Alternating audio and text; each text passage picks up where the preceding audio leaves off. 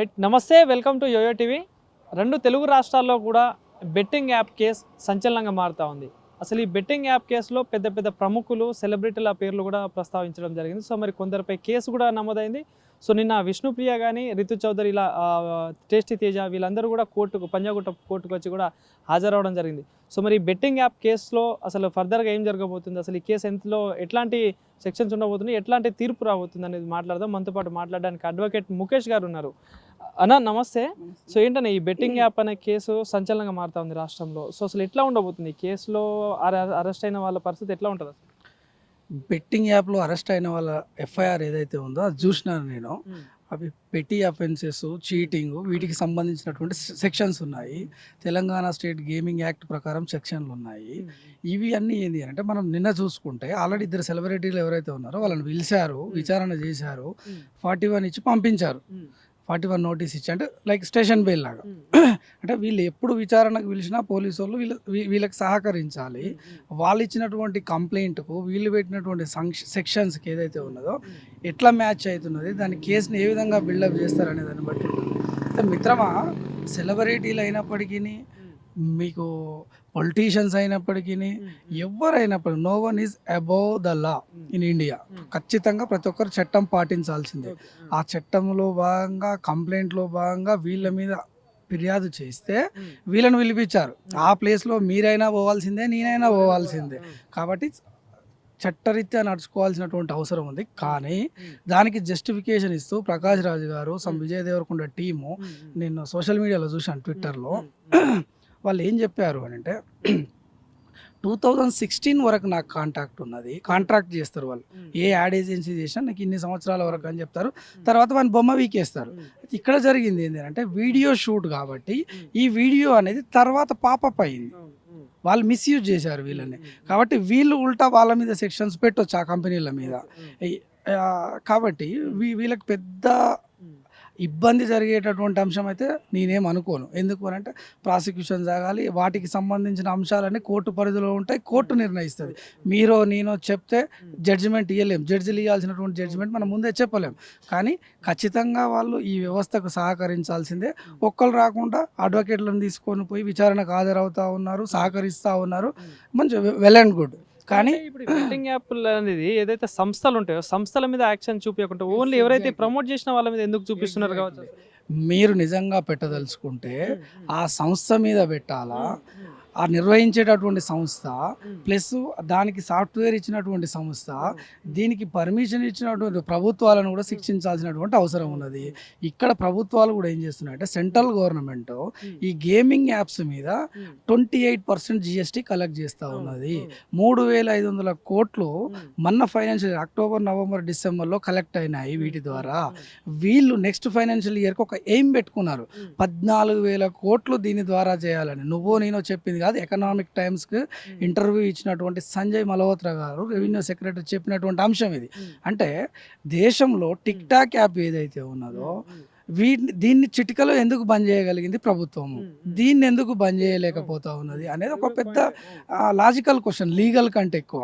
అంటే ఇందులో stake holders ఎవరికి వాళ్ళు, అటు సంస్థ కావచ్చు, ఇటు ఎండ్ యూజర్ ఏవైతే ఉన్నారో వీళ్ళు కావచ్చు, ఆ మధ్యలో చేసేటటువంటి ఆ యాప్ డెవలప్ చేసేటటువంటి సాఫ్ట్వేరే కావచ్చు, దాన్ని నిర్వహిస్తున్న కంపెనీ కావచ్చు, ప్రతి ఒక్కరూ బాధ్యులే. సమిష్టి బాధ్యత ఉంటుంది ప్రతి క్రైమ్లో ఎప్పుడైనా.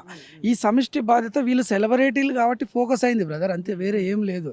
మీరు నిన్న చూస్తే దారుణమైనటువంటి అంశం ఏంటంటే, ఆ విష్ణుప్రియ గారు పాపం కారు దిగుతుంటే ఆమెదో పెద్ద దేశద్రోహం చేసినట్టు, లేకపోతే బ్యాంకులను ముంచినట్టు, అలాంటి చేసినటువంటి విజయమాల్య లాంటి వాళ్ళు పోయి ప్రశాంతంగా బయట ఉంటున్నారు, నీరవ్ మోడీ లాంటి వాళ్ళు ఉంటున్నారు. అసలు ఇది అఫెన్సే కాదు. సరే, ఎవరో చూసినారు, ఇచ్చినారు, వైల్ స్క్రోలింగ్ అని అంటున్నాడు దాంట్లో, ఆ కంప్లైంట్లో. నేను స్క్రోల్ చేస్తాను, నాకు ఫేస్బుక్ ఉంది, ఇన్స్టాగ్రామ్ ఉంది, ట్విట్టర్ ఉంది. I never ever come across with these type of apps.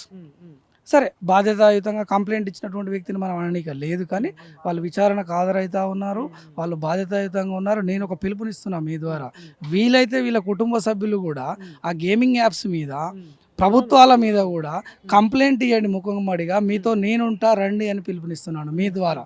ఎందుకంటే వాళ్ళ తప్పే లేదు, వాళ్ళు చేయడం వాళ్ళ పని, వాళ్ళ వృత్తి నటించడము. కాబట్టి వాళ్ళు నటించారు. అది కూడా యాక్షన్ వాళ్ళు కూడా చిన్న చిన్న అమౌంట్ 2017లో మనకు Telangana state gaming act amend అయ్యింది. అందులో భాగంగా ఒక సెక్షన్ పెట్టారు.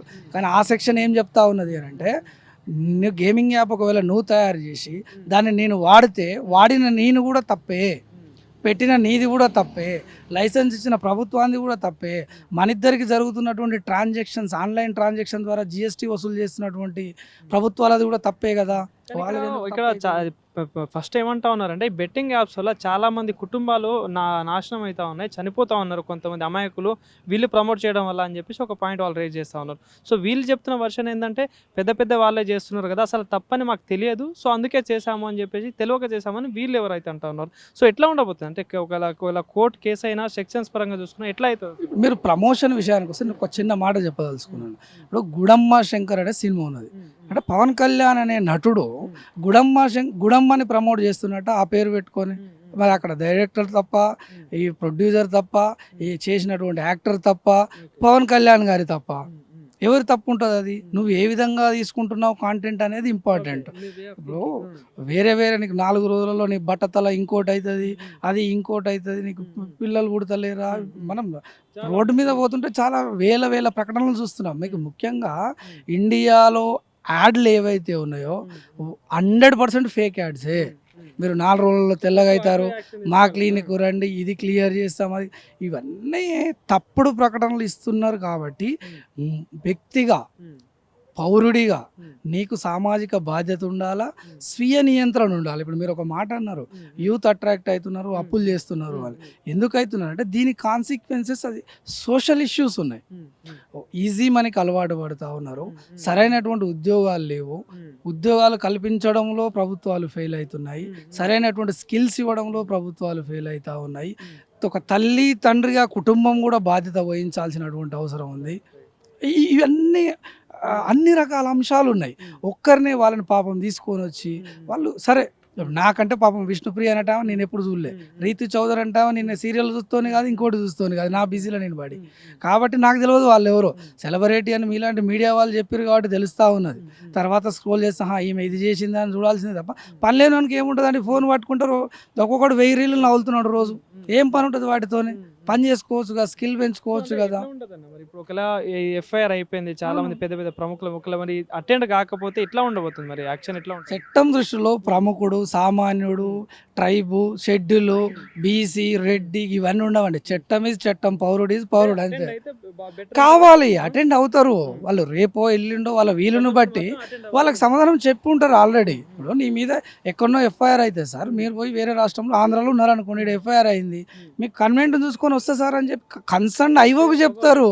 మీరు మీడియాకో పబ్లిక్కో యాక్షన్స్ ఏముంటాయండి, పిలుస్తారు, ఇవాళ కాకపోతే రేపు పిలుస్తారు, వాళ్ళకి నోటీసులు ఇచ్చే సెక్షన్ ఉంటే నోటీసులు ఇస్తారు, నువ్వు ఇచ్చేటటువంటి రిప్లై ఏ విధంగా ఉంది అనే దాన్ని బట్టి ఇస్తారు.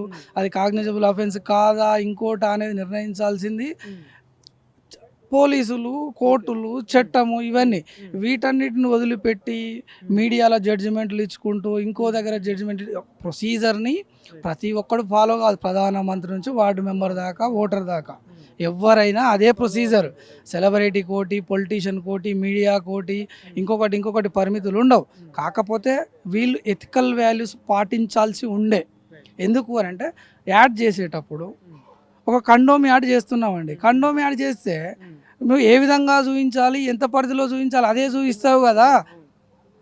అవి కొన్ని పరిమితులు ఉంటాయి, ఇది నిజంగా ఉపయోగం అని అంటే చూపించండి, బాగానే ఉంటుంది. అది కూడా తనకి ఆ పరిమితులను పాటించి ఆ లీగల్ ప్రొసీడింగ్స్ ప్రకారం చేస్తే ఏం కాదు. దీని ప్రకారం అయితే వీళ్ళు అసలు తప్పే చేయలేదు నా దృష్టిలో. అనవసరమైన ఫోకస్ చేస్తూ ఉన్నారు, ఫేమ్ చేస్తూ ఉన్నారు, వాళ్ళని డిగ్రేడ్ చేస్తూ ఉన్నారు, వాళ్ళని డిఫేమ్ చేస్తూ ఉన్నారు. ఇది ఖచ్చితంగా తప్పు. ఇది